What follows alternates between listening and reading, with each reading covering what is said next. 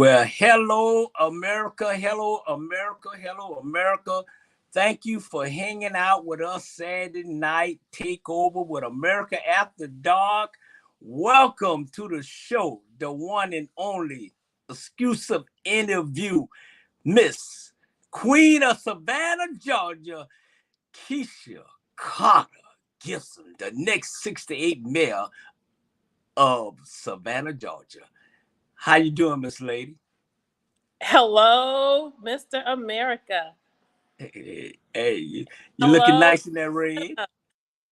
I didn't get the memo, but I'm glad. I just thought that this was going to be that kind of night. So Yeah, I came, I know it. I I know. came ready, sir. I came ready, sir. I see. I see. I had to come ready too. I said, you know what? I got to put the tie on for you. You know. Hey, wow, man. I can't believe you're here. I can't believe you're here. It's. I've been trying to get you on this show for what, almost 3 years now. Yes, yes, yes. And you know what? It was worth the wait because guess what? This is my first post qualification interview. I haven't interviewed any media outlets. This will be my first interview. So you sir tonight, we're making history. Oh, well, I appreciate it. I appreciate it. You know what I'm saying? We're gonna have to mark this day down and That's talk right. about this 20 years from now. Yes, yes, because it will be worthy of a Oh, discussion because the yes, work that definitely. we'll do, the work that we have done, and the work that we are doing is worthy of sharing. Yeah, absolutely. But you know what? Hey, this your night. This whole show is on you. It's about you.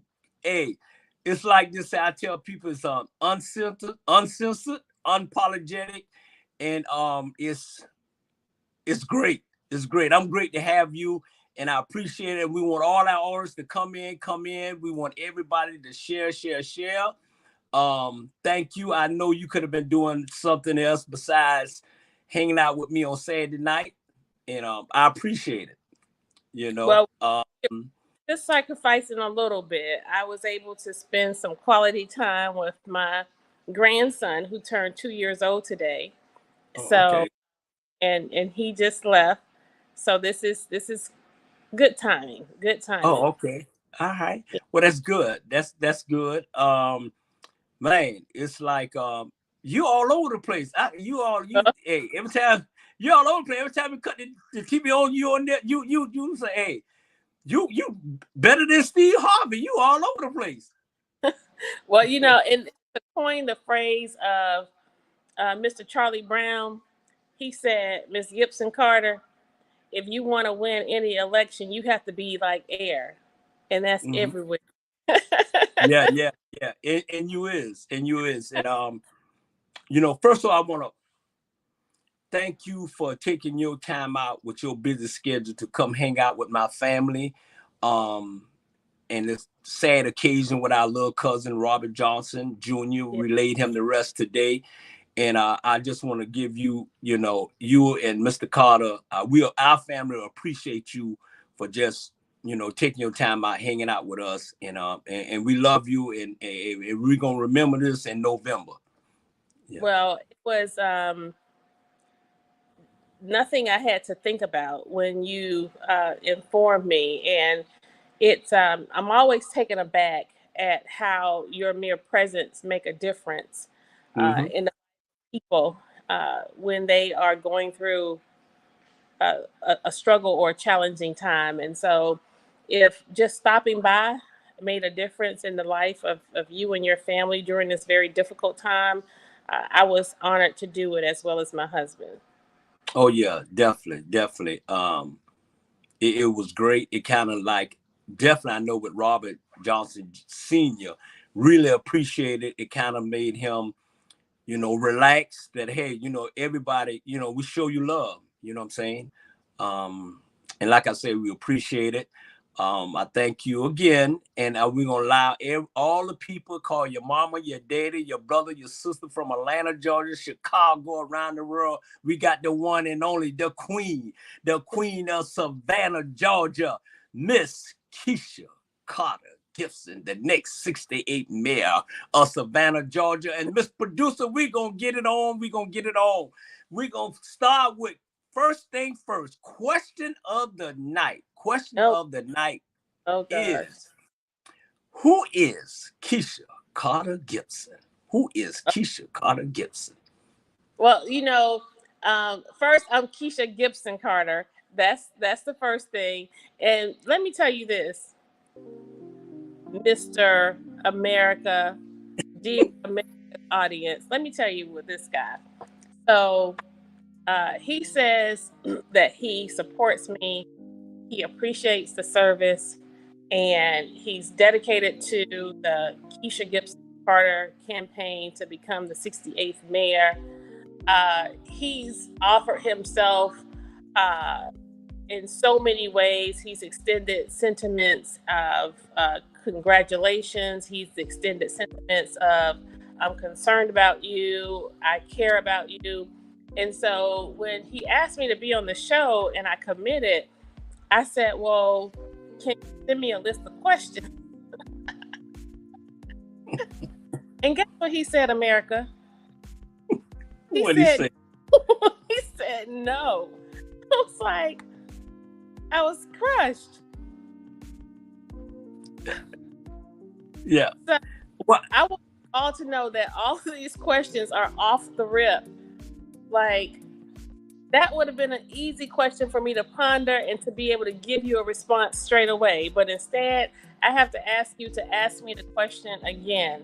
And now that I'm asking you to ask the question again, I'm remembering the question, which is, who is Kesha Gibson Carter? Yes. Okay, so I don't know how much time you pay, but you have to be prepared to pay for some extended minutes, since you didn't give me any pre-questions. So here we go. Who is Kesha Gibson? We good. We got 2 hours. We good. We got 2 hours. It's like Christmas. You don't ask somebody what you got in the Christmas box when they hand it to you, you know what I'm saying? So why I should do that? You know what I'm saying? It's a surprise. No, but let me tell you, y'all, when I asked him to tell me, to send me a list of questions to, or should I send you some questions to ask me what I would be comfortable with, guess what he said? No. So here we go. Who is Kesha Gibson Carter? I must first say that I am a child of God. I am a strong woman of faith and conviction in my God, and I am a lover of people. I love people. I am a helper. I am a doer. I taught at St. Leo University, and one of the introductory courses to human services was related to employability, resume writing. And I would tell my students, when it came to building their resume or creating their resume, that when somebody asks you about yourself, they do not want to know what your zodiac sign is. They do not want to know what your favorite color is. Those things are resume killers. They do not want to know what your hobbies are. Those are resume killers. But what people want you to know is, who are you in relation to the job that you are applying for? So I want to segue into that. So I am a passionate advocate. I am a humble servant, and I am a bold leader. That's who Kesha Gibson Carter is, related to becoming the 68th mayor of Savannah. A passionate advocate, a humble servant, and a bold leader. When I say passionate advocate, that means that I am the person who will speak up, speak out for the least of us. As a humble servant, I am committed to expanding and extending my experience under the Gold Dome to a broad community who otherwise would not have access to the happenings in local government. And a bold leader I am that person who is crazy enough to believe that we can do all things that have never been done.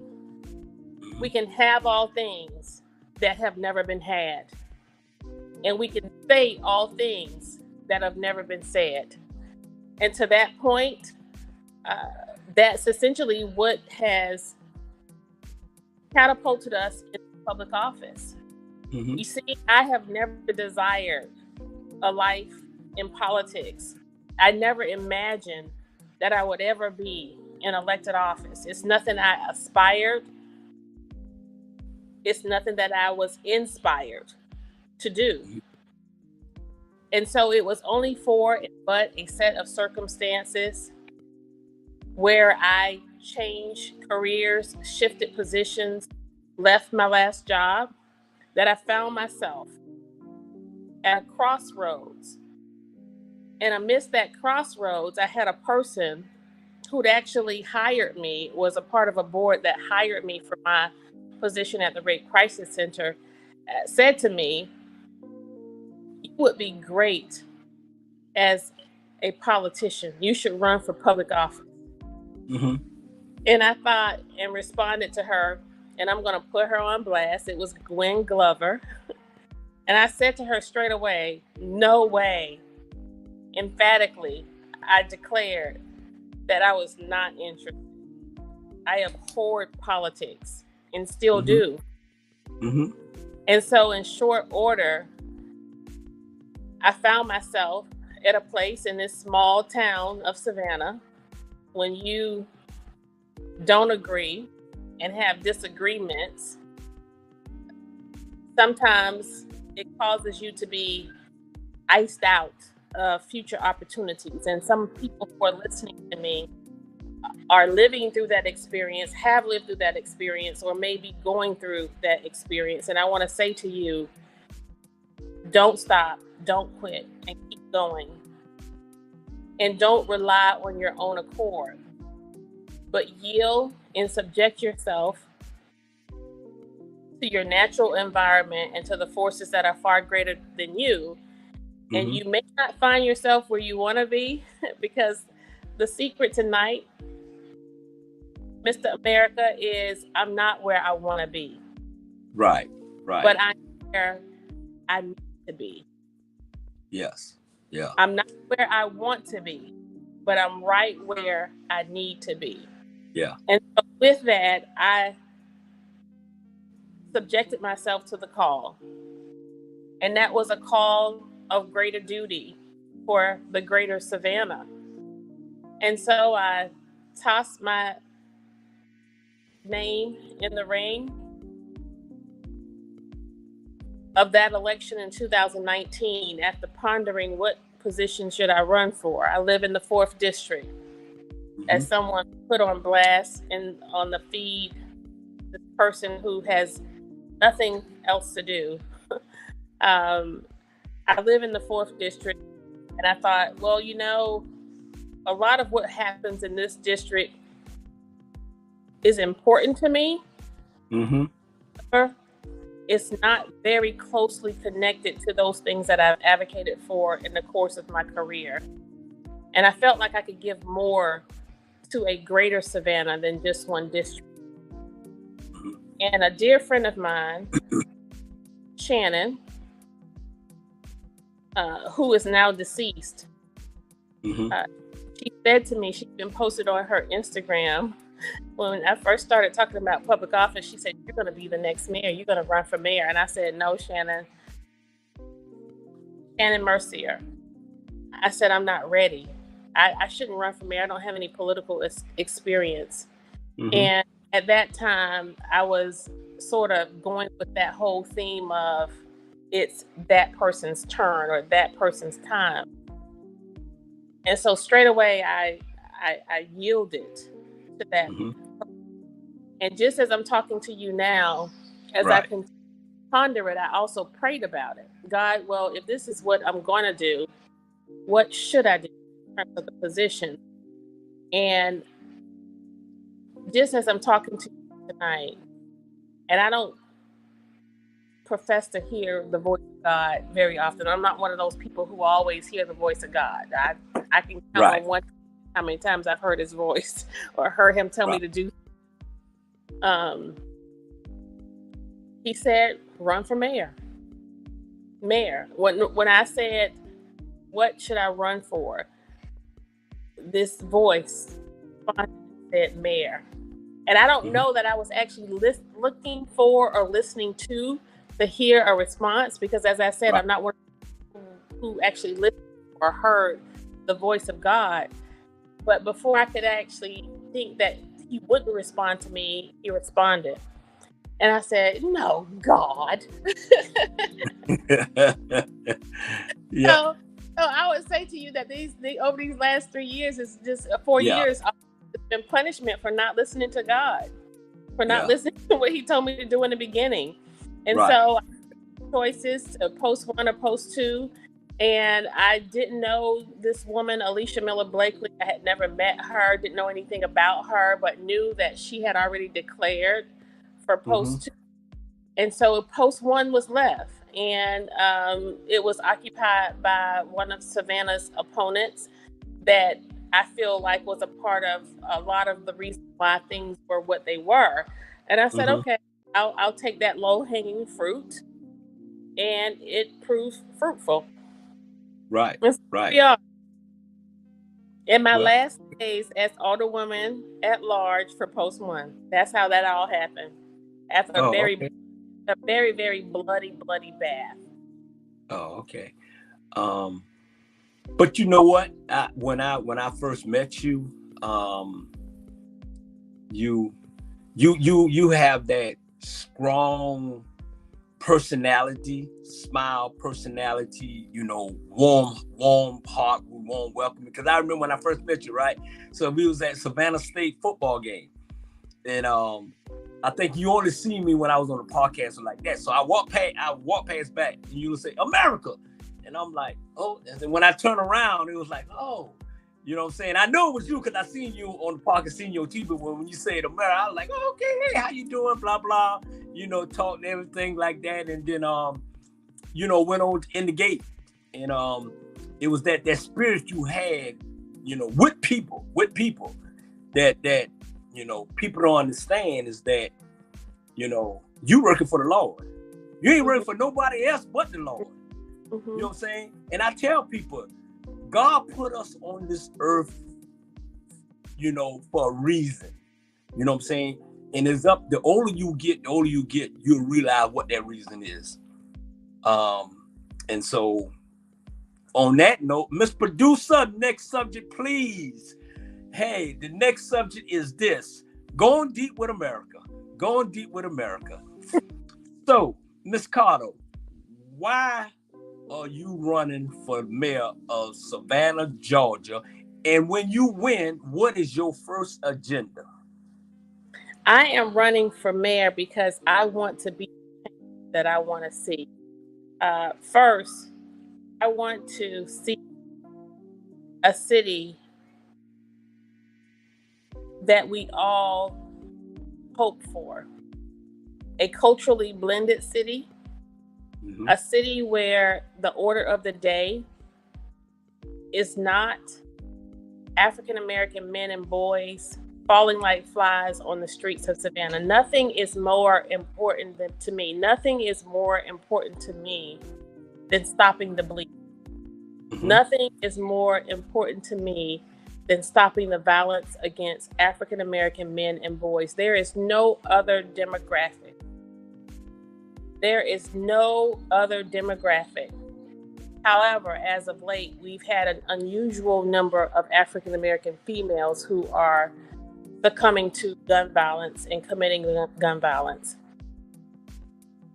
And I see that it's not so much of individuals engaged in crime becoming a part of the system and becoming victims of crime than it is the community and the failed leadership that create this environment where that element can exist.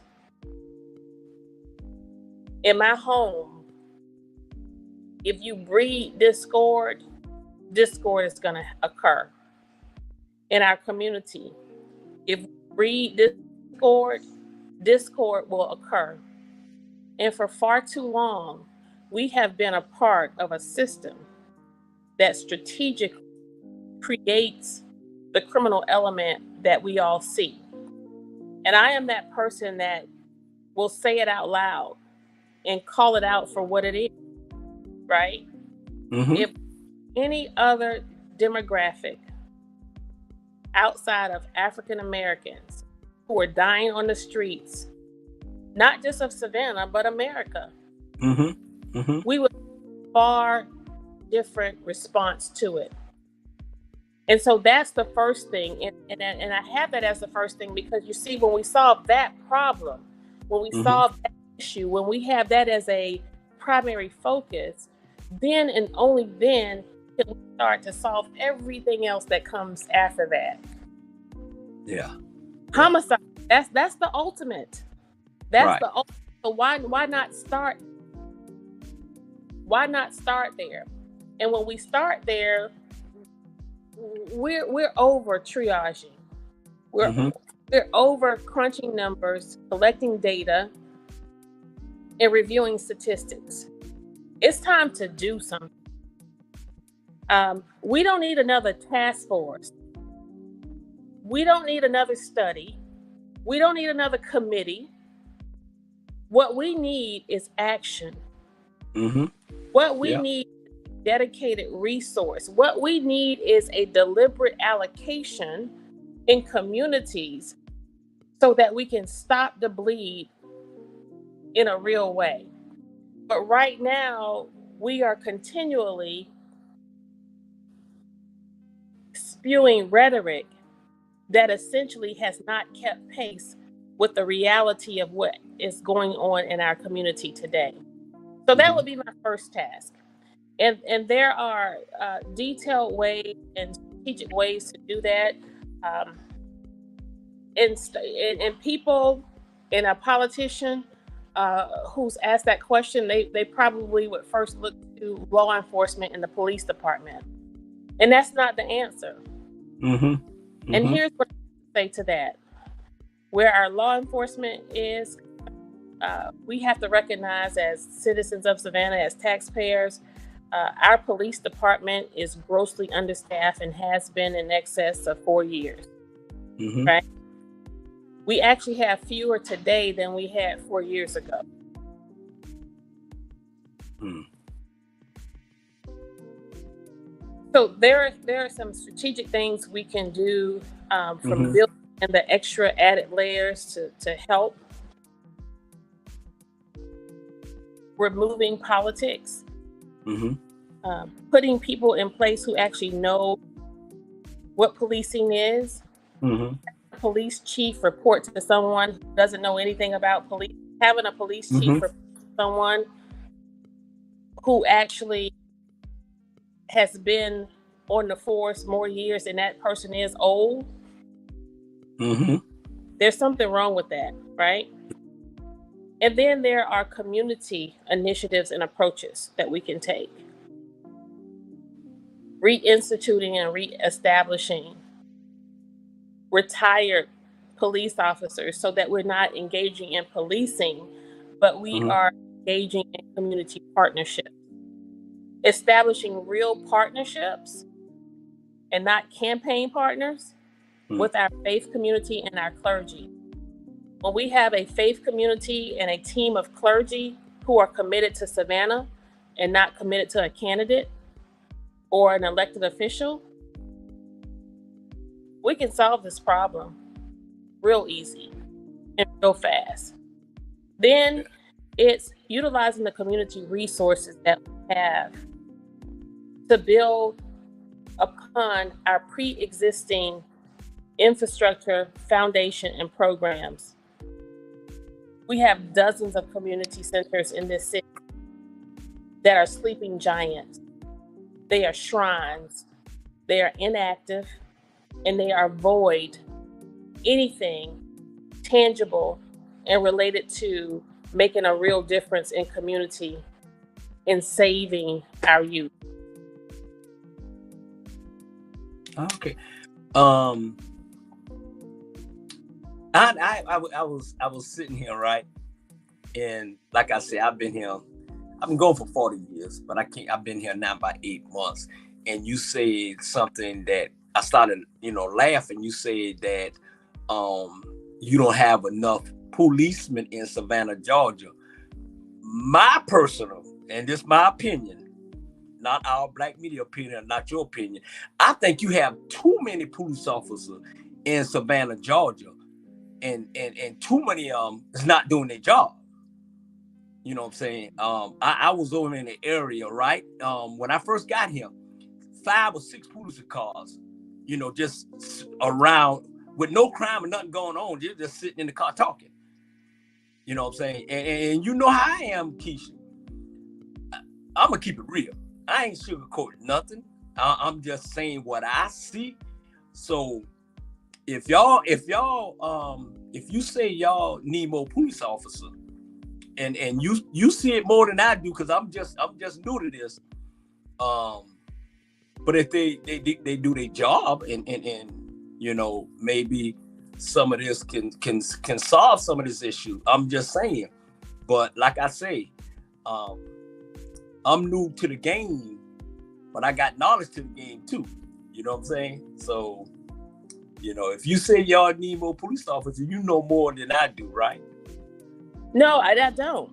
And that's the beauty and the benefit of Kesha Gison Carter becoming mayor, is I don't know everything.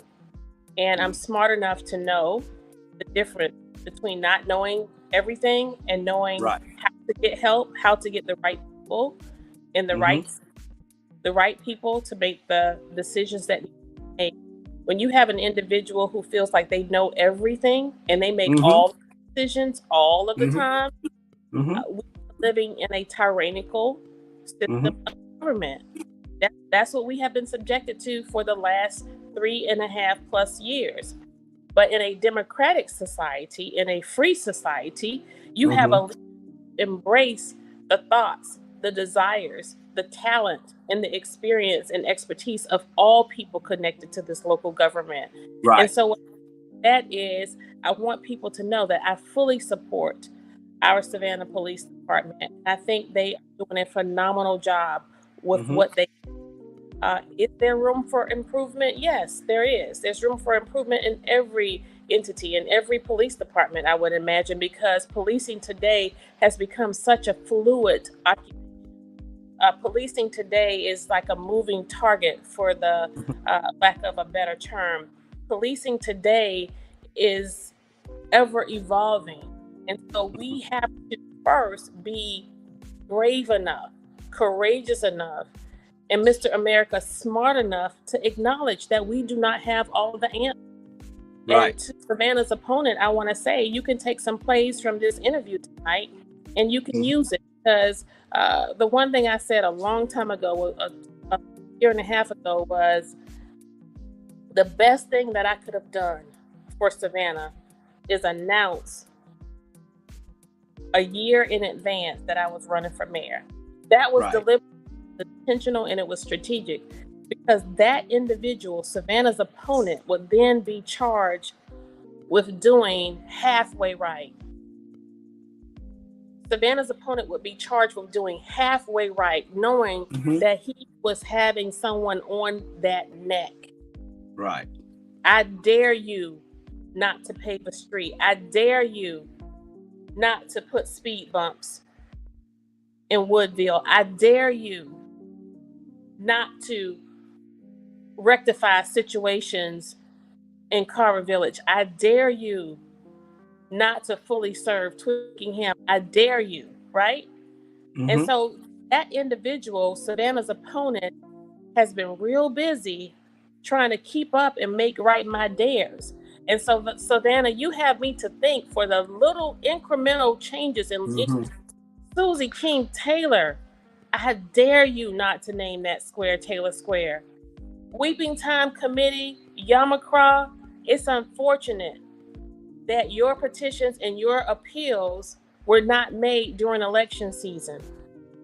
This is the difference election season makes. And so what I want to say to the citizens of Savannah, to those who have been petitioning and advocating, from the individuals Mm-hmm. who want to do more in terms of this gun violence, to the individuals who are concerned about the horses pulling carriages downtown, whatever you want, whatever you desire, right now is the time to put it in writing and to challenge these politicians who have the power.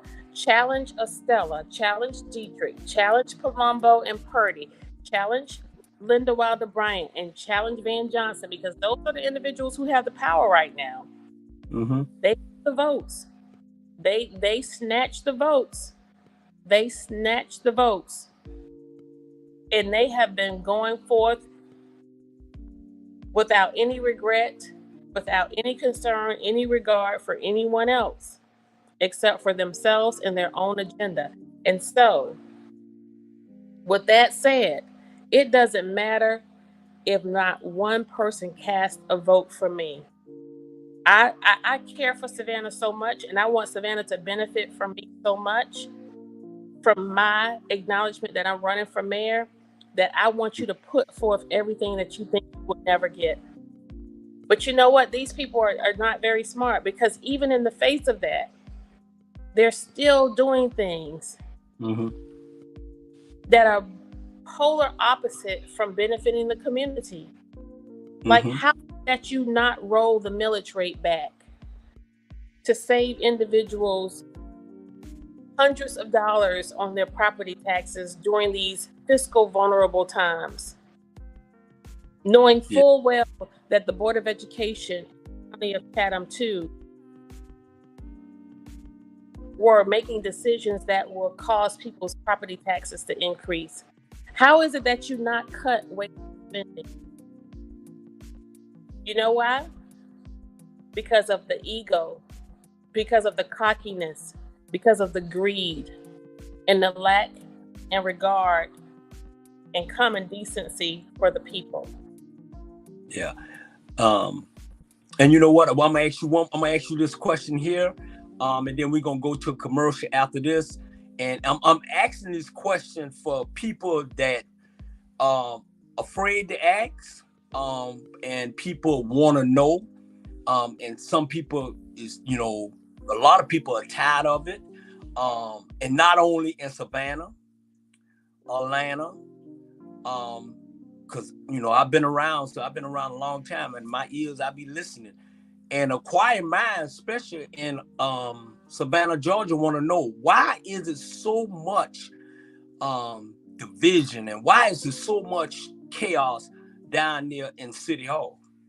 What? Why? I mean, tell the Savannah community, tell everybody what's the problem, and why is so much I'm be honest with you, it look like it's dysfunctional. It look like, something just ain't right. And so tell the people what really and truly going on behind closed doors that we don't see, that we want to see. Mm-hmm. So first I'll say to this, people have to understand, I think because of who we are, primarily what we look like, we have increased interest in City Hall, right? And we have increased interest in City Hall by a whole lot of people who do not know much about local government. Mm-hmm. That said, almost in tandem to that, we have also created a scenario where people actually know more about local government than they have ever known before. Mm-hmm. Previous to our coming into council, folk didn't know who their district older person was. They didn't know the difference between a mayor pro tem and an at-large alderwoman or alderman. They know about the legislative process as it relates to the agenda. They know how many votes it takes to vote an item up or vote an item down. They know the function of a city attorney versus the function of a city manager. They know actually how many districts there are in Savannah. They know that the difference between the district older persons and the post 1 and post 2 older persons in Mm-hmm. to the mayor. Uh, they know more. They know way more than they knew before we came into office. And the reason why they know more than they knew before we came into office, because of people like Alderwoman Kesha Gibson Carter, Alicia Miller Blakely, and Bernetta Bryant Lanier, who have made themselves accessible. We have expanded our political experience under the Gold Dome to the broader community. And when we go out into the community, we are explaining to them in layman's terms Mm-hmm. what actions actually mean, what they are actually empowered to do. We have expressed to them the importance of being a citizen-led and policy-driven community.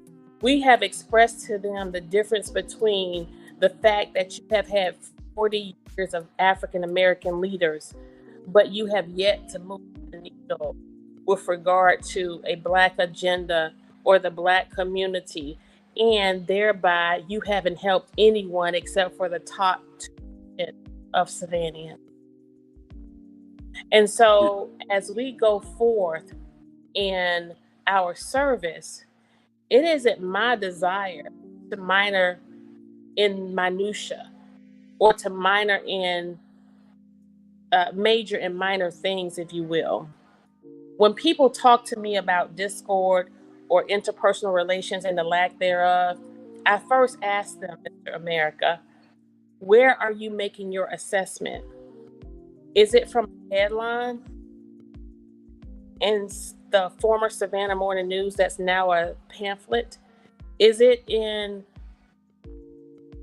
the top 3 news stories of JCL, SAV, TOC, or Fox, who are all on one accord when it comes to their top 3 news stories, despite the fact that they're supposed to be competitors, but they're lock in step with the same propaganda, right?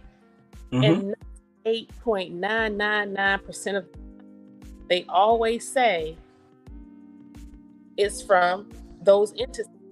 It's never, oh, I was watching the meeting and I heard you say, oh, I was watching the meeting and I saw this person do. That's not the response. And so I can't say to you how many times I have actually pulled out my phone as I'm talking to a person who asked me that question and say, now, what was the issue? What was the topic? Mm-hmm. They don't know the issue and they don't know the topic. You know why? Because the media takes the low road. They're lazy.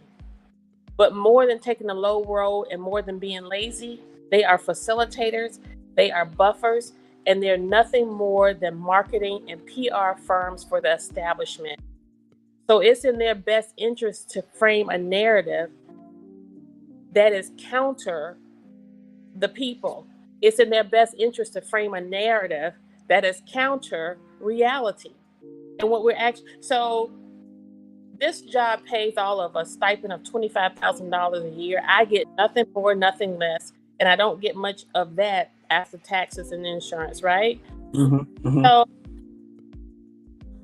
do you think that after 25 years of stellar record experience in this community,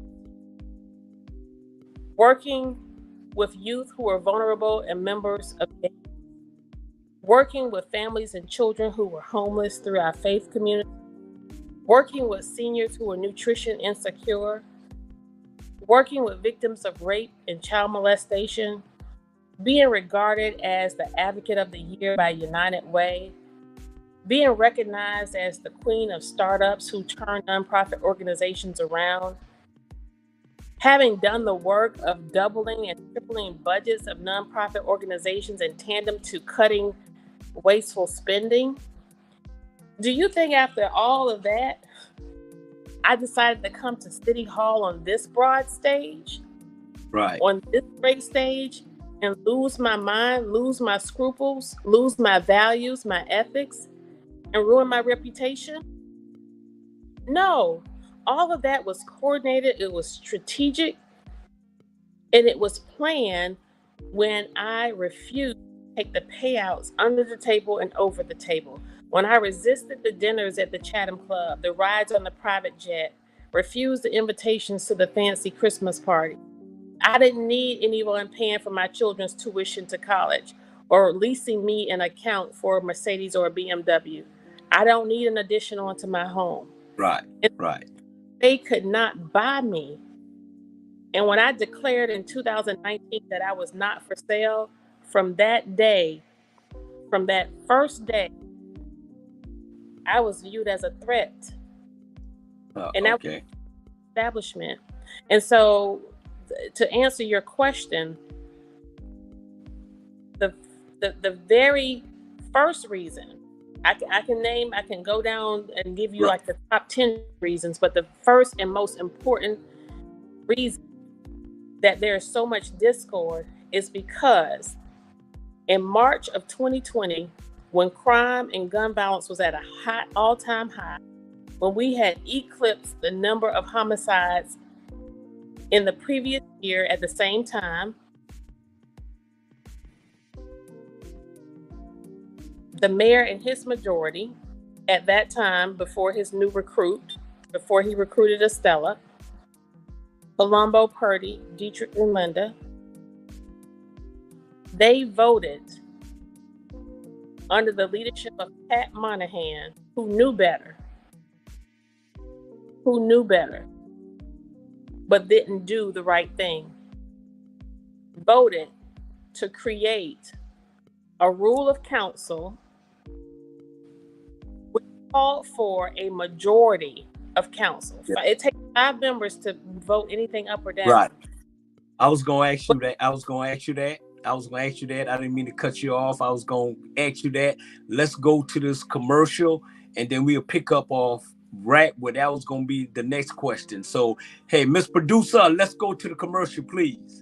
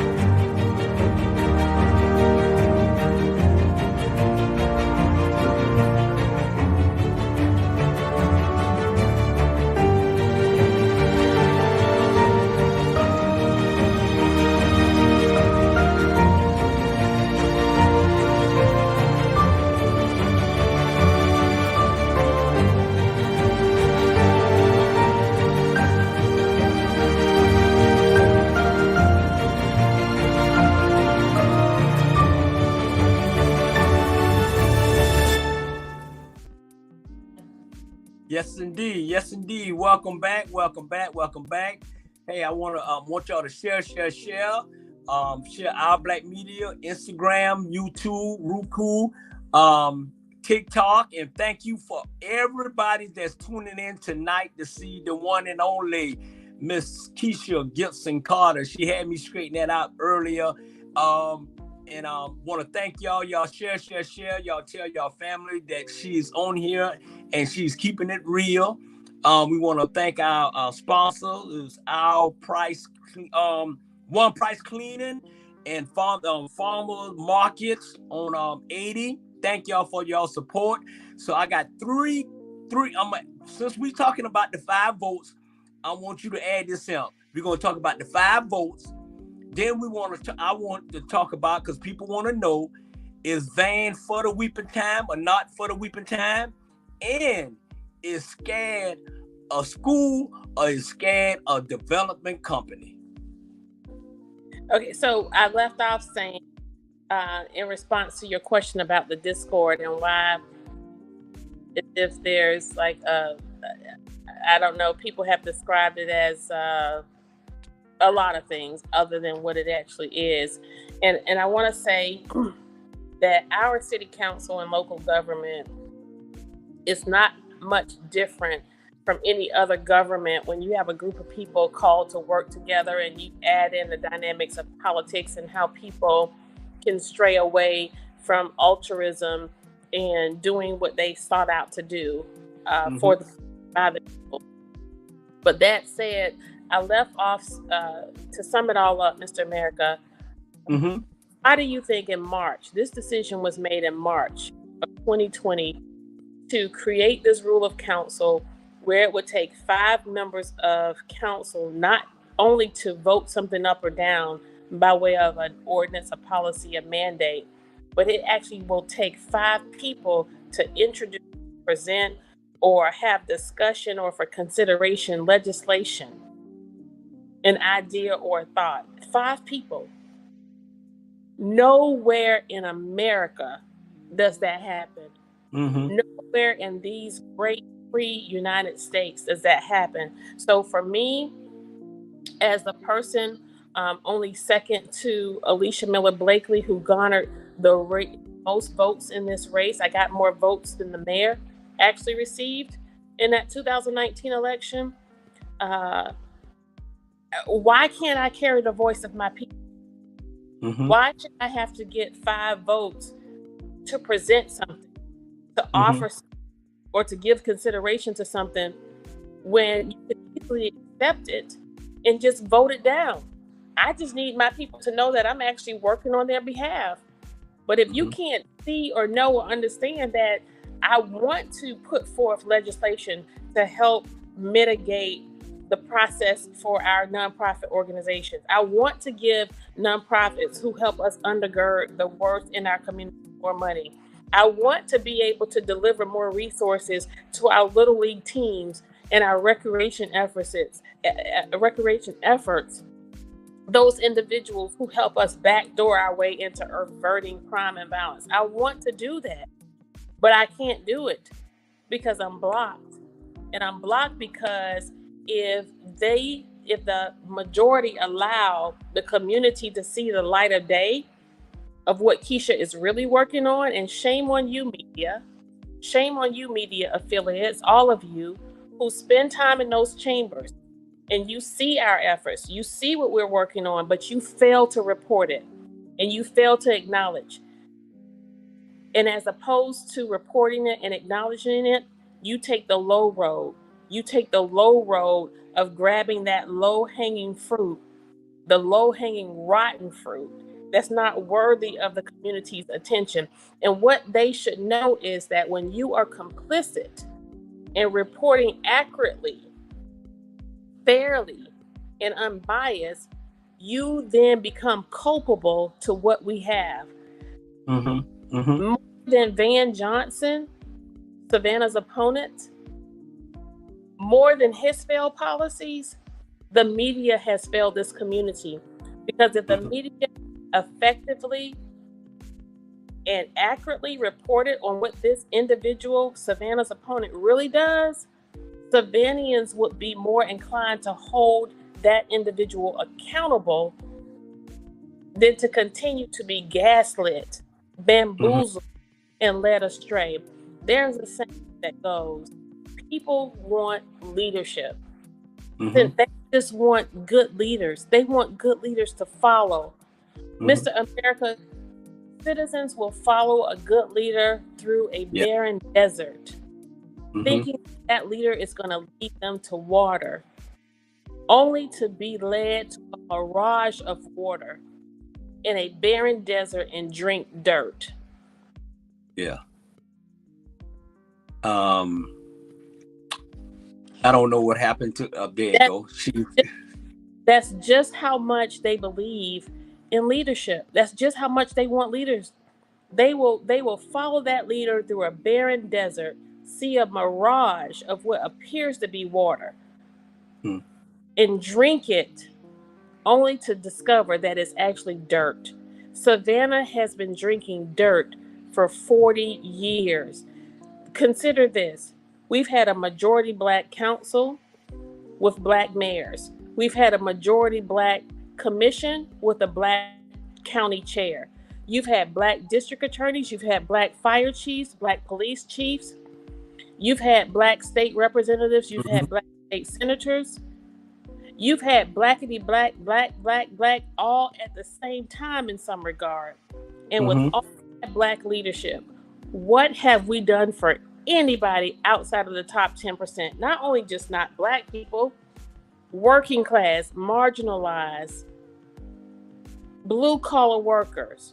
You haven't done anything for anybody. Okay. So Savannah generates the most money for Georgia, only second to Atlanta. Savannah generates the most money for Georgia, yeah. only second to Atlanta.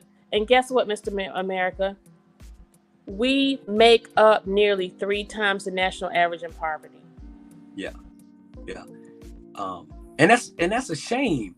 And my thing is this: I'm gonna keep it real, like always. I'm gonna keep it real, unapologetic, unfiltered. So my question is this: we got 3, African Americans running for mayor. I got a question: why having a white person not running for mayor? Because historically, and this is what people will come to learn and come to see when we look at politics in Savannah in particular, which I don't think we are an anomaly. I don't think we're different from anybody else. Nonetheless, here we are.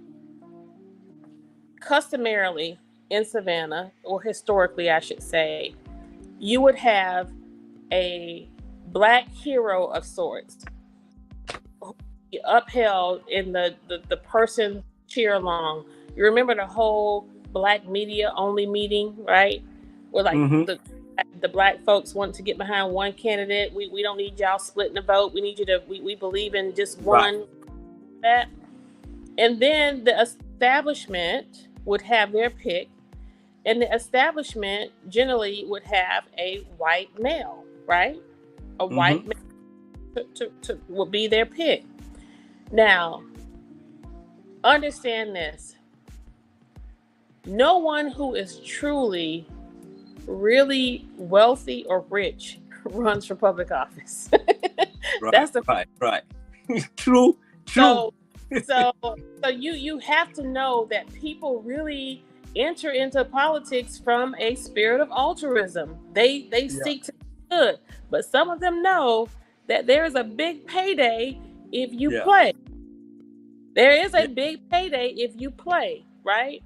And so for those who enter from a spirit of altruism, seeking to do the right thing, if you're broke coming in, you're going to find it hard pressed to stay in from that spirit of altruism where I just want to do good. I just want to do good.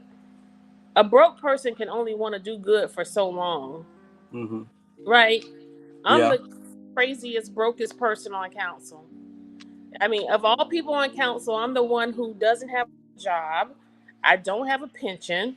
I do not have a retirement, right? I do not have a regular income. So if anyone should have sold out by now, it should have been me. Yeah. I should be the first one. I should be the first one, but we haven't done that. And so the reason why the establishment has found it, see, in 2019, a group of us declared that we were not coming, Alicia Miller Blakely and Bernetta Lanier in particular, we were not coming to play the game. We were coming to change the game. And in changing the game, it's demonstrative of what's happening now. There's a verse in scripture that says that your enemy will be entangled in their own snares.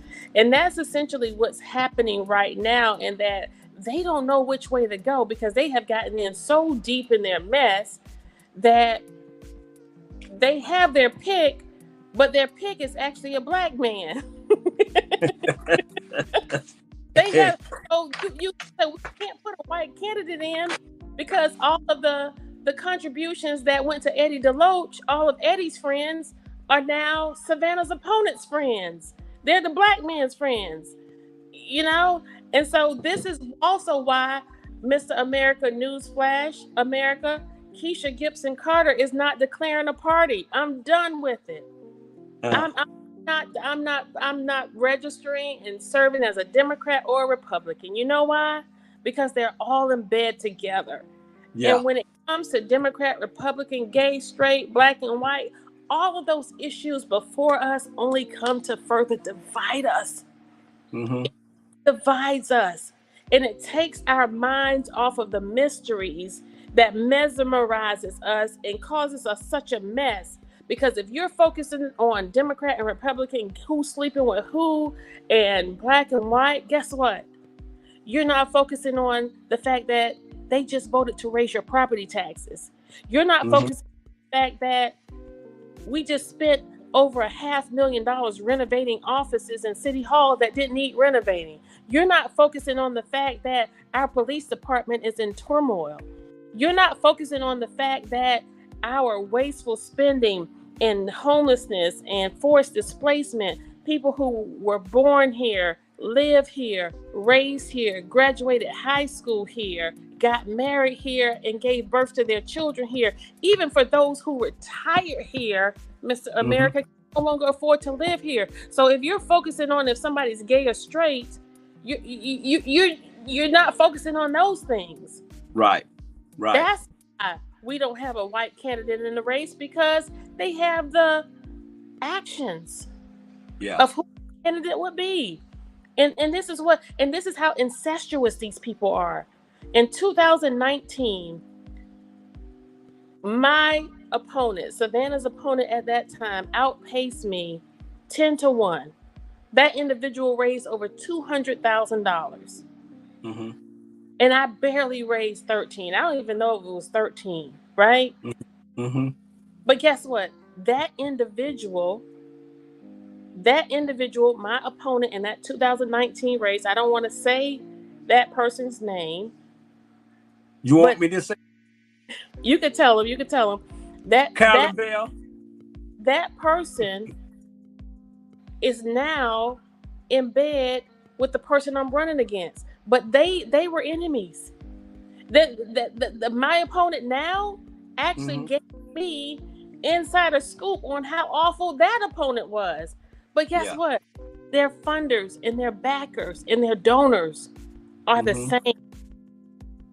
Look at their financial disclosures. The same people who finance Eddie DeLoach's campaign are the same people who finance Van Johnson's campaign.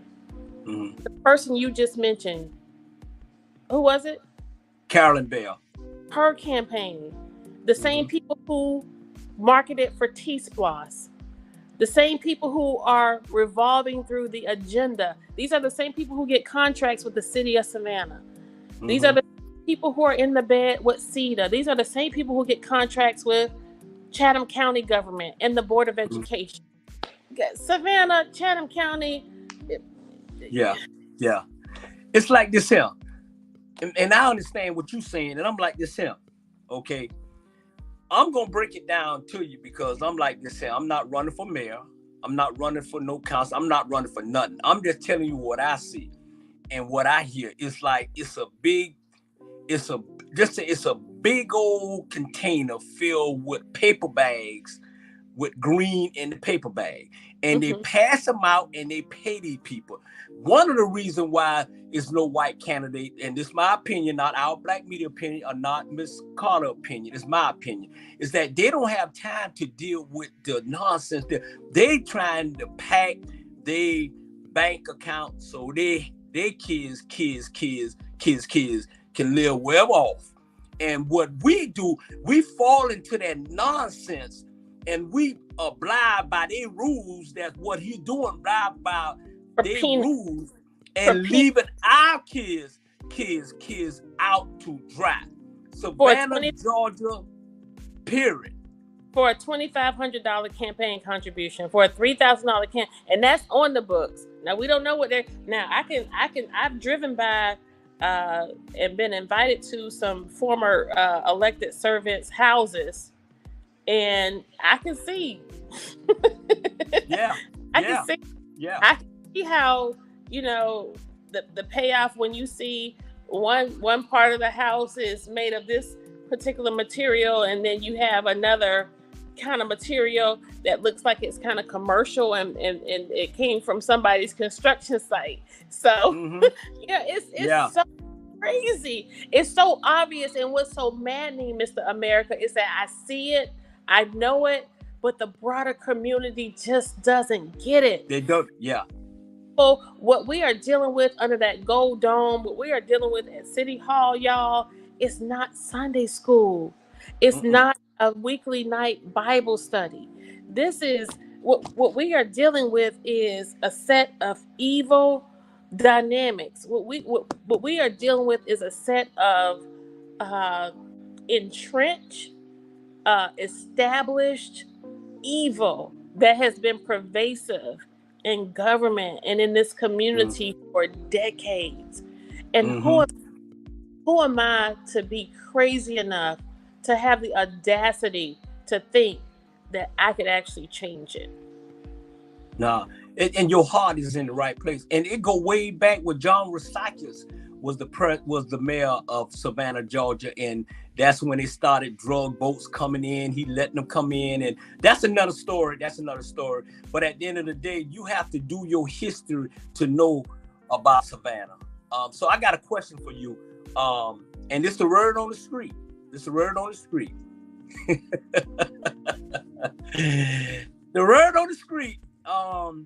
They feel like it's a lot of drama behind you.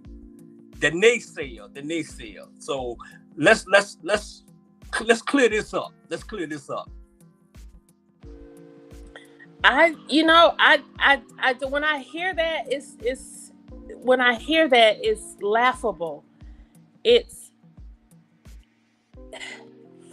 When I hear that, I have to consider the dynamic of what I experience, right?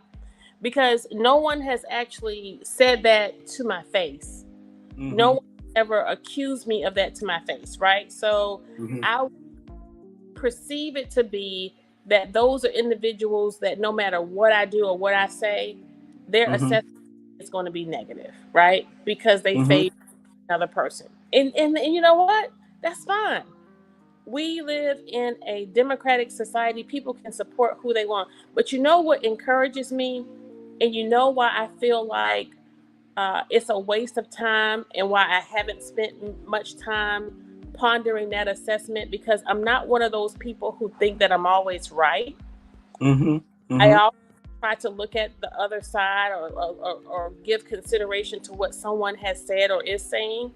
And so with that said, when I go to Kroger and McAlpin Square and I can't get past the produce section because I have 2 and 3 people stopping me before I get to the bakery or around the seafood section or the frozen foods, telling me thank you. Telling me that. Yeah. She's blanked out, but she absolutely right. Telling me thank you, or telling me that they appreciate my service, or that they see what's happening. You know, these are people who are paying attention. So, marriage is the hardest institution. Marriage is the hardest institution to keep. Marriage is the hardest institution to maintain. I've been committed to one man for 33 years. Yeah. I don't know that I would be successful in relationship. I don't know that I would be successful in, and I can say this publicly, he just said it last night. It's not my words, it's his. Right. And I would, if there was somebody out there with some kids or extra relations with him, they would bring themselves forth, right? I don't know that I would be able to hold down a committed relationship with a smart, intelligent man if I was that difficult to deal with. I don't know that I would have been regarded as Advocate of the Year for United Way. I don't know that I would have been successful in running a nonprofit organization for homeless families with children. I don't know that I would have been regarded as a person who turned a sleeping giant in the Rape Crisis Center around as the person that they were pleased to hear on the other line, or that staff was satisfied with. I don't know that I could be the dedicated mother and grandmother that I am. I don't know. I don't know that difficulty. I don't know that drama because it just doesn't match my real life. So I can't speak to, and I will not continue to speak to the manufactured insanity that the media has drummed up to cover. They provide cover as opposed to coverage. They provide. So I'm not inclined or interested in having to justify who I am. Right. And bottom line is, Mr. America, I'm good enough. I'm smart enough. And at the end of the day, people like me. Yeah. So I don't know what else. And so I have to accept the fact that in the United States of America, when we have a presidential election, it comes down to the hair. Yeah. Because you have half of America who's one way, and you have half of America the other way. So who am I to feel like I should be exempt from that? Right. And for me, just as my previous experience before coming to public office was dress rehearsal, I feel like this whole stage, this whole Kesha Gison Carter for the 68th mayor, this is just dress rehearsal for the next thing. This, for me, as I'm talking to you, I'm realizing right now, and I appreciate this. I appreciate this revelation. This isn't even about being the 68th mayor of Savannah right now. Yeah. You're right. And you know what? Let me say this here. I'm gonna piggyback on what you just said, but I'm gonna put it the way so the Black community can understand. The history is this here. This young lady is not drama. This young lady is opening up a can of worms that people want to know what was going on a whole lot of time ago. They don't like a strong-minded Black woman to lead this city, to lead something that's gonna make it for all people, not just certain people. And in this history, if you go way back in history with Reagan and all them days, you know what I'm saying, they feel like a Black woman, only thing a Black woman should do is go home, take care of their family, cook, blah, blah, and stay out of politics and stay out of trying to run things. No, one thing about Black women is this here. They're not going to put up with a nonsense. My grandmama, my aunt, my wife for 35 years, rest in peace, and you. So don't get it twisted that you trying to twist drama into, if it wasn't for her, Alicia, and if it wasn't for Kesha, and if it wasn't for Bernetta, a lot of y'all wouldn't know what really the hell is going on. So y'all got to stand by this woman and remember in November and put her in office to change Savannah for all people. And we're going to go on a commercial after that.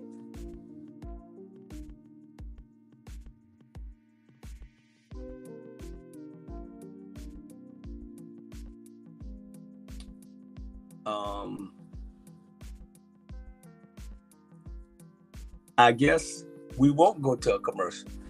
And that's good. We are the commercial. So I just want everybody to share. I think once again, I want to thank you for taking out this Saturday night of your time. You could have been with anybody. You could have been spending a good more time with your grandson. Happy birthday. And I appreciate everything that you are doing for Savannah, Georgia. Not only Savannah, Georgia, Atlanta and around the country. And you, hey, like I say, it's time for a change. It's time for a change. It's time for a change. And so I want to say, I think it may be from something else, but I kind of get little snippets of, somebody will send me a text message of an image, or I'll get inbox of something related to what's going on with me or something in local government. And I just look at it as comedic relief oftentimes. But the piece related to drama, what was the question? How did you ask me that question again? Oh, I asked you a question. The word on the street that is commercial break. let's go to the commercial break now. Okay. Let's go to and we'll come back. Okay. Okay. All right. What is the difference between these two elected officials? Absolutely nothing. What is the difference between these two guys? Absolutely nothing. What is the difference between these three men? Absolutely nothing. What have they done for the African American community? Absolutely nothing. What can the African American community expect from them? Absolutely nothing. So what does the Black community owe them? Absolutely nothing. When it's time to cast your vote, make sure you give them what they have given you. Absolutely nothing. And that would be absolutely perfect.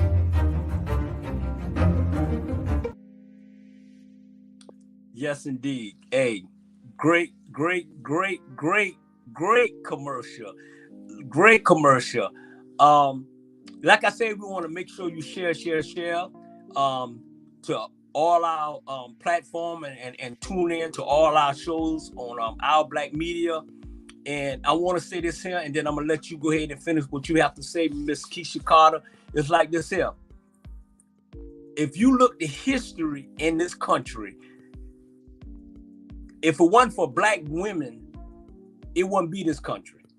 Mm-hmm. Because y'all are the most strongest women in America history in this world. And I am thankful to be in your presence tonight. I am thankful for you doing what you're doing.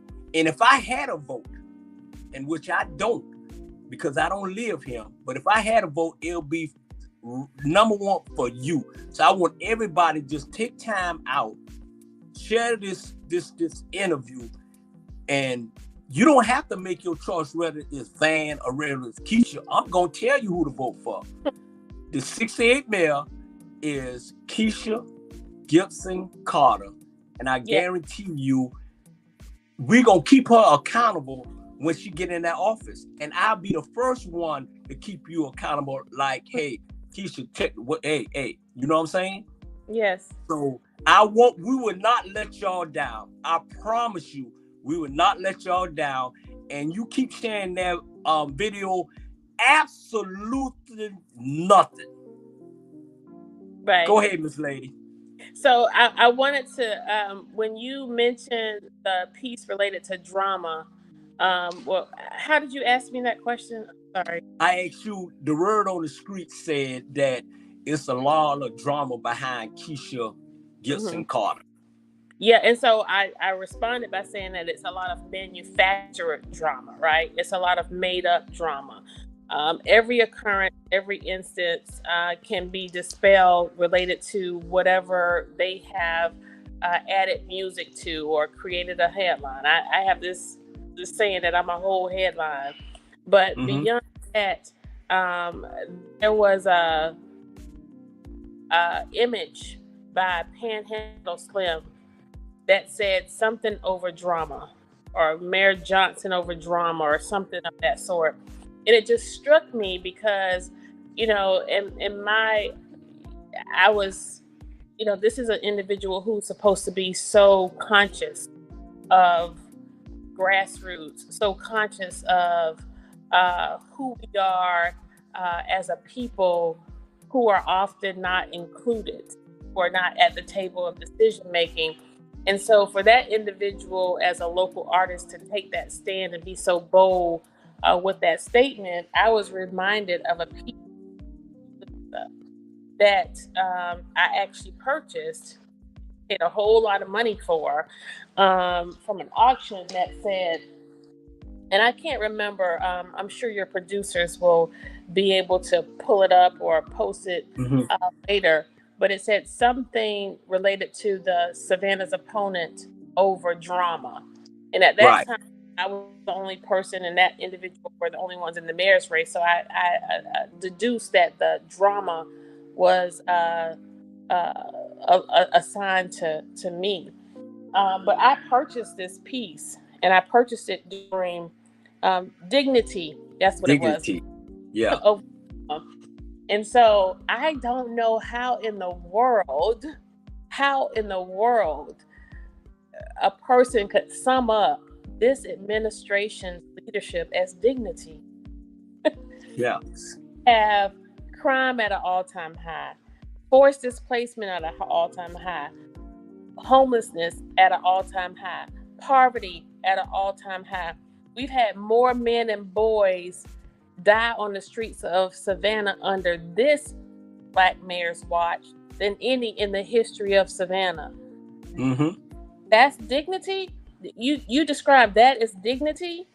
Mm-hmm. And so my advocacy has been for reducing taxes, cutting wasteful spending, Yamakra, Weeping Time, Susie King Taylor, nonprofit organizations, recreation, little league teams, paving streets, sidewalks, speed bumps.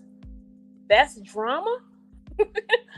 Yeah. I just, yeah. It's baffling. But I purchased this piece in 2019 and was so proud to support this artist in this work and display this in my home. And it says, almost always the creative, dedicated minority has made the world better. A quote by Martin Luther King. Almost always the creative, dedicated minority has made the world a better place. Martin Luther King. So I'm wondering, how does dignity over drama, how does that fit? It's two things. Yeah. And that's when I see this, Kesha, this is bigger than you. It's greater than you. Because when you have people like this who are giving assessments like that in our broader community, Miss America, I can't compete with that. I won't compete with it. But what I will do is I will yield to the will of which I have been called and continue to do all those things that are put before me and go forth. I can't, I have, now I know, now I fully know what it means to be unbothered and unbossed. And with that, people can inbox me and give bids for this piece of work that I no longer want to hang in my home, but just give bids for this piece to support the KGC for 68th Mayor campaign. That's K68mayor.com. You can go and give a contribution or a donation, and producer, if you could put that in the chat. Producer, can you put that up? But you can inbox me on Facebook. And tell people who are not on Facebook, a particular artist, that this piece is for sale. Kesha Gibson Carter is not for sale, but this is for sale. There you go. I like that. Nah, you ain't for sale. Now that piece behind you for sale. Hey, I think I want you to clear this up, because since we say the word on the street, and what's so, you know what kills me, Miss Carter? It's like this here. I've been going for a while, okay? But I got back here. I've been here for 8 years. 8 months, I mean. And I have picked up a lot of stuff in 8 months than people who've been here all their life. Don't get confused on what y'all saying, the drama. Don't get confused, because what it is these Jews, I'm gonna call them out. These Jews and these white folks are pumping the money, and your mayor is helping them. And so that's why I went here. I said, where are all the Black people and why? I have seen so many people in different neighborhoods that shouldn't be in our neighborhood, but that's another subject, and we'll talk about that later. But I just want to clear something up, that y'all don't trust me. Forget about all that drama. I'd rather have somebody bringing the noise and let me know what time it is than somebody to think he Hollywood. All they want to dress up, go to these big functions, fly on the plane, and forget about y'all. He have forget about y'all. He haven't did anything in the first district, and he been there 16 years. Okay, and one of my friends, been on there last week, Floyd Rocket, and I asked him, he said, well, what? And he the white man. He said, what have Van did for this? He said, I don't see no change in what he have did. Period. And not only we as black folks frustrated, you got white folks frustrated too. Trust me. It's not about how you look. Is right and wrong. And I always say this: what look like us ain't always for us. So remember, in November, just because he look like us, he may not be for us. But I know one thing: I'll put my life on this. Miss Kesha Gison Carter is for us. And if y'all don't like it, it is what it is. Because you know what? They're afraid of you. People are afraid. They were afraid of Martin Luther King Jr. because he brought stuff to light. People died for us to vote. So if you're not registered to vote, go get registered to vote. We'll have a voting registration drive and make sure that we vote. If it's more black people in Savannah than anything, they'll tell you right now, half of y'all ain't voting. Go register to vote in November. At the end of the day, share this interview. And I think what you have did, Ms. Carter, you have opened up a lot of people's eyes the last couple of days and definitely tonight to let people know, hey, you real deal Holyfield. This ain't no joke. This ain't no joke. So I want to ask you 2 minutes. I want 2 minutes to ask you this here. What is your relationship with Alicia, and what is your relationship with Bernetta? 2 minutes. Well, so I want to go back to a comment you made, and I just want to acknowledge that I am and have always been committed to all people. From all of my previous work with nonprofit organizations, we were open to all. As mayor, we will also be open to all. And when we see how marginalized and left out and left behind and left back African Americans are and have been, I submit to you that there are also white people, Jewish people, and Hispanic people who have been equally left out and left behind. It's that 2% who get all of the focus and all of the attention, and some in between. Now, my relationship with Alicia and Bernetta started and evolved when I was elected. I did not know Alicia Miller Blakely at all, and I did not know Bernetta Lanier at all. I knew no one on council except for Dietrich Leggett. And so my encounters with council members evolved over time as I saw who was essentially aligned and committed with what we all declared, ran on, campaigned on in 2019. And as we progressed in our term, I was naturally connected to and naturally gravitated to individuals who were most committed to what they started out on and who they started out as. And today, those are the last two women standing, as far as I'm concerned, within this administration, who are still closely connected to, committed to, and married to that which they ran on. And I have never known or met more committed women who have a love and regard for people and community than Alicia Miller Blakely and Bernetta Bryant Lanier. Okay. One more question on the word on the street, and then the word on the street is why should they vote for you and vote Van out? What's the difference between you and Van?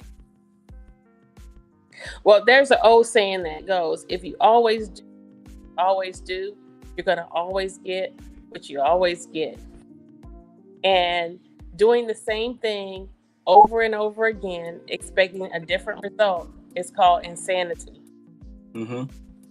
For nearly 20 years, Savannah has been living in insanity under the leadership of this current opponent. And so what I bring is a fresh perspective, a renewed insight, and an opportunity, a last opportunity for us to keep Savannah as the culturally blended community that we not only can enjoy, but actually afford and live peacefully in. Right now, you have an individual who's been in office in excess of 18 years, almost 20 years at the end of this term. It will be 20 years at the end of this term. That individual has lodged a nearly $500,000 campaign for a job that pays $57,000 a year from individuals who have made contributions to his campaign for a down payment for what they want from Savannah, compared to an individual who has been in office for 4 years and who's receiving donations and contributions from people who have an interest in what Savannah could be and become. And so if you follow the money, you'll see the real difference. If you follow the money, you will see where the real service is. If you follow the money, you will see where the real dedication is. If you follow the money, you will see what the truth is. Yes, yes. And I'm gonna bring something up that's just I'm passionate about when you become mayor of Savannah, Georgia, I just have one thing I want you to do. I want you to go to all these elderly homes, people live in homes where people can't barely walk, can't barely talk, just barely just making it. I want you to go in there and clean house and let these people stop sitting on their butt and help these people. Okay, it's Stillwood Tower. I want you to change Stillwood Tower. I want you to change the elderly home on Paulson. I want you to go to these Alice place where they just call it messing these people's arms up, and people have to leave there and go to the hospital to fix it. And you know what kind of color people these is? It's our black people. Why we allowed so much bad things to happen to our black people in Savannah, Georgia? I'm frustrated. I'm angry. I had enough. I'm tired of the leadership down there in City Hall and this mayor that's not doing what he needs to do. I'm passionate. I'm over it. I'm over it. And if we can't make a change, then at the end of the day, let somebody get there who's very passionate about what they're going to do and not take a paper bag and not take money. At the end of the day, if you don't raise $1 million, what you do with that money? Take it to New York City? Yeah. I'm sorry, I had a moment. I'm sorry. What I want to say to that, and I'm really big on information and awareness and helping our electorate really understand how things work in government, right?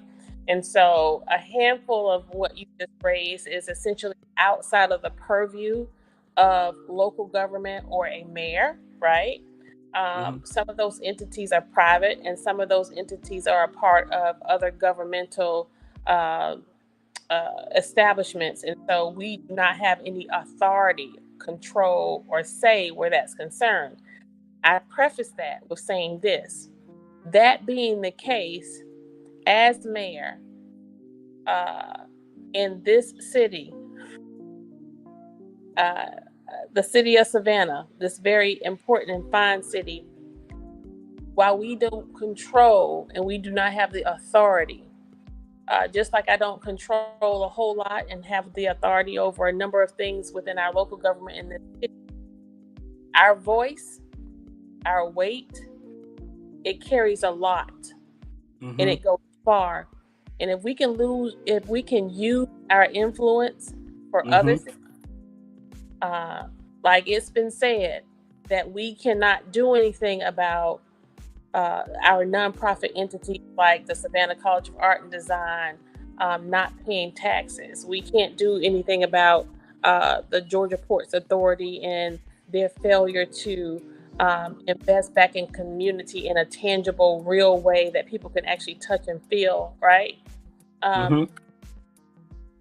but we say that in one breath, but in the next breath, you look at our campaign disclosures and our campaign contributions, and you see that those individuals have contributed to you. So I can be influential enough for you to give to me, but I can't be influential enough for you to give to my city. Yeah.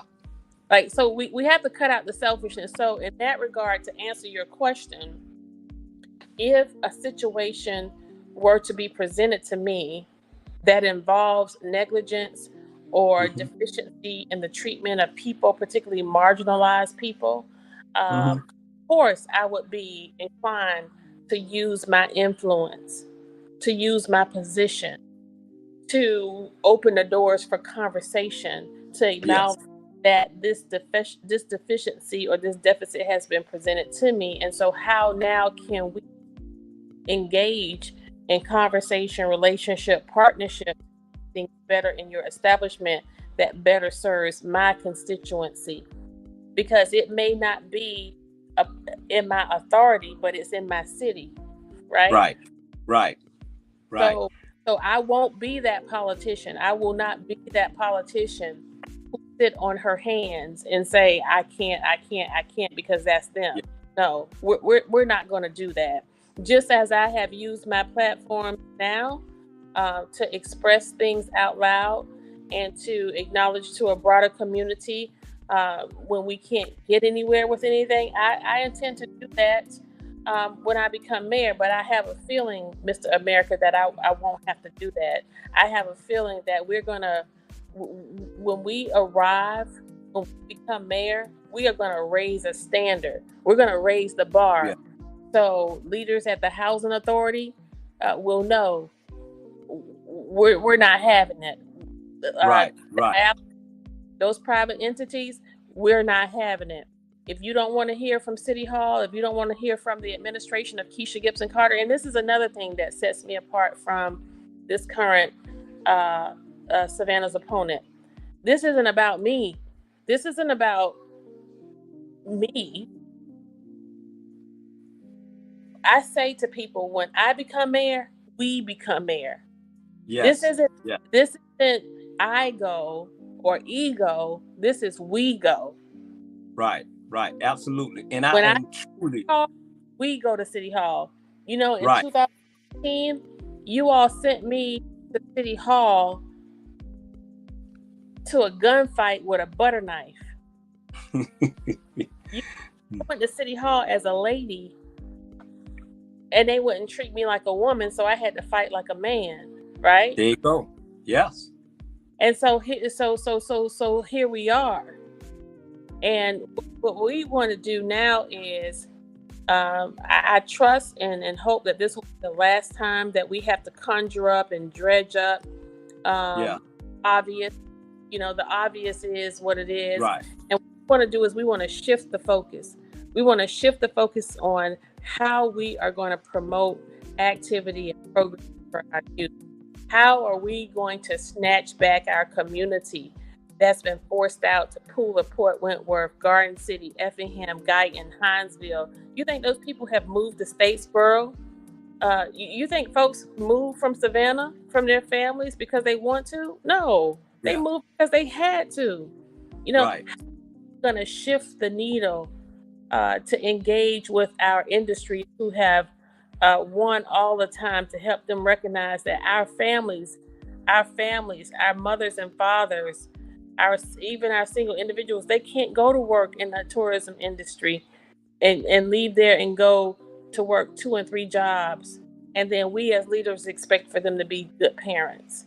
No, Yeah. that's those are the conversations I want to have, Mr. America. You know Right. why? Because I'm collecting information right now. I'm Yes. collecting data right now, statistics right now. I'm taking notes right now because A1 day one, come Yeah. January 24, guess what? I'm not talking. I'm not negotiating. I'm not collaborating. I'm not meandering. We're doing, we're Yeah. taking, and we're making. Yes, absolutely. Hey, Miss Producer, I'm put that last question up, and I'm gonna answer that. You were saying why Van Johnson need a bodyguard. The reason why people have bodyguards is because they're not doing the right thing. They're not doing the right thing. That's why you don't have bodyguards because you're doing the right thing. No, you have it because you're not doing the right thing. So if he using money to use for bodyguard, whatever, come on, really, dude, who you think you is? You ain't no Donald Trump. You ain't no um um Joe Biden, nothing like that, dude. You wasting money, wasting time. Bodyguard, really, man, please. Hey, so Miss Carl, I got last question of the night, and kind of explain this to the people, the word on the street that they kind of confused. It's the counselor chair. What that mean? What counselor chair? I mean I don't understand that. Break it down to us. Nothing. In Savannah, it means absolutely nothing. You know why? Because we don't have committees. We we do not have committees. We do not function in a manner in which a vice chair or chair would actually be tangible or useful. Because the mayor makes all of the decisions. This mayor makes all of the decisions. We have no discussions. We do not meet at when you want to know what else causes discord, Mr. America. Yes. You want to know what else? You have had more meetings with the mayor than I have. What? That's the God honest truth. Me, Alicia, and Bernetta. You've had more meetings with him than we have. Now, as a leader, what do you do as a leader? Yeah, that's crazy. Cause I know for a fact, me and him would never ever have a meeting. You know what I'm saying? And my thing is this: a mayor job. Talk a little bit, and then talk a little about what the city manager do. What is the city manager job? Is the mayor over the city manager, or what? Explain that to us. Well, the mayor isn't over anyone. That's the first misconception, right? Right. So, virtue of our charter, and I encourage people to actually pull down our charter from the City of Savannah website, and it's 13, 20 pages or so. Just take your time and 3 pages at a time, if you will. Become familiar with it. It's not easy reading, but it will help you to understand a great deal. We have here in Savannah a council manager form of government, which essentially means that we have a weak mayor form of government, right? That means the city manager is the chief executive officer of our government. That being said, that city manager responds and reports directly to a council, to a full body. But because this mayor, with his 20 years of experience, has maneuvered and backdoored himself into a strong mayor form of government, which means he essentially makes all of the decisions, tells this city manager what to do and how to do it. And it's easy for him to do that because this city manager has never been a city manager before. City manager even been in, we haven't been into executive session. Now consider this. First thing is, this is our 4th city manager and we haven't been in office 4 years. that function on its face right there. That should tell you all you know right there, right? And this mayor has had his hand in picking every last one of them, right? And so this city manager is charged with managing the day-to-day operations of our local government, inclusive of the city staff. The city manager's role is to take directives from the city council. That directive essentially based on our votes on council Mhm. when it comes to ordinances, policies, or mandates. But because of how this local government is now structured and established, there is only a select few, the majority, that he actually listens to. Everything else that comes, it's often a battle or a fight. Every now and again, if it's a good day or if it's something that doesn't cost them very much, we'll have our way. But the only times that me, Alderwoman Blakely, and Lanier have been successful in getting anything done is we have had to go public, and that is a part of the perception of Mhm. discord when we go public, but we go public because that's the only way we're listened to. Right. Yeah. I think me personally, I think he's using the mayor job not in a good way, and this is what I see. And I want to tell the people this: when you see us, when you see Miss Kesha out, and when you see me out or any black media out, we hear y'all. But at the end of the day, we can only do what so much. We gonna need y'all to go vote. Remember in November. You know what I'm saying? You can tell us this, but at the end of the day, go vote and then make a change. And make a Yes. change. Few days left to vote. I'm sorry, there's only a few more days left to register to vote. So you have a 17-and-a-half-year-old or older in your family under your guardianship or in your leadership, please encourage them to register and vote. And we also encourage people to check their voter status. Mm-hmm. Your voter status on the Secretary of State's page under voter information there. But yes, we can win this race, Mr. America.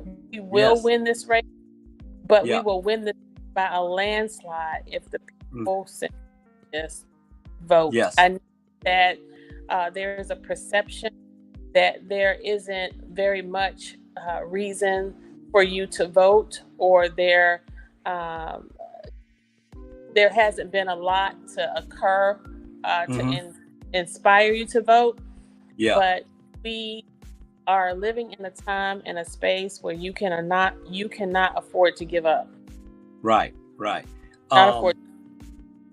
I think, like I said, first of all, I want to thank you for just showing up. Thank you for taking time up to give us more information than we ever had in the history of Savannah, Georgia. Like I say, y'all go vote, and the person that's right next to me on this podcast is going to be the next 68 mayor of Savannah, Georgia. I appreciate you. I love what you're doing. Hey, trust me, I'm with y'all all the way. I want to thank our Black media for giving you the opportunity to be here tonight. Saturday night, we could be doing anything, but you here on America After Dark. Tune in. Hey, we love you. We thank you. We appreciate you. We got 5 minutes and last word. I'm gonna give you the last word. 1 minute. And last word. Well, hello, Savannah. I am Kesha Gison Carter, your humble servant, your passionate advocate, and your bold leader.